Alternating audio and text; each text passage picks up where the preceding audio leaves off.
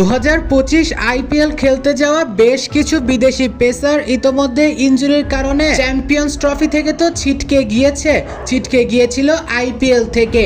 এমন যখন চারিদিকে গুঞ্জন, তখন এদের রিপ্লেসমেন্ট খুঁজেছে প্রতিটা দল।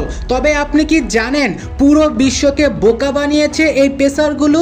তাদের অন্যতম এন্ড্রিক নকিয়া কিংবা জস হ্যাজালউড। দক্ষিণ আফ্রিকান পেসার এন্ড্রিক নকিয়াকে দলে ভিড়েছিল কলকাতা নাইট রাইডার্স, কিন্তু ইনজুরির বাহানায় তিনি চ্যাম্পিয়ন্স ট্রফি খেলেন নাই।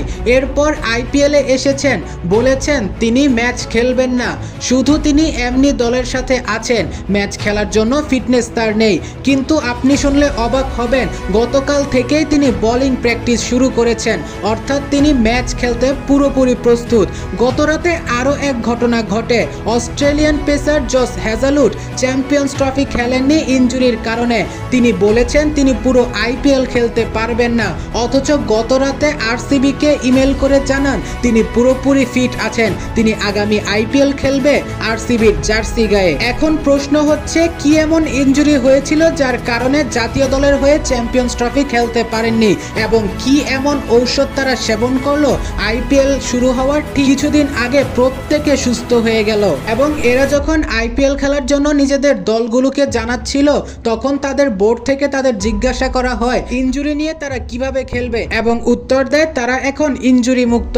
অবশ্য কলকাতা নাইট রাইডার্স কিংবা আরসিবি মুস্তাফিজুর রহমানের সাথেও কথা চালিয়েছিল ব্যাকআপ হিসেবে, কিন্তু কনফার্মেশনের আগেই যখন জানতে চাওয়া হলো নকিয়া কিংবা জস হ্যাজালউডের কাছে, এখন তারা পুরোপুরি ফিট। তাই এবারের আইপিএলে মুস্তাফিজুর রহমানের খেলার সম্ভাবনা একদম নাই বললেই চলে। শুধু তাই নয়, গুঞ্জন উঠেছে মিচেল মার্শো নাকি ঠিক এমন গেমটাই খেলেছে অস্ট্রেলিয়ান টিমের সাথে।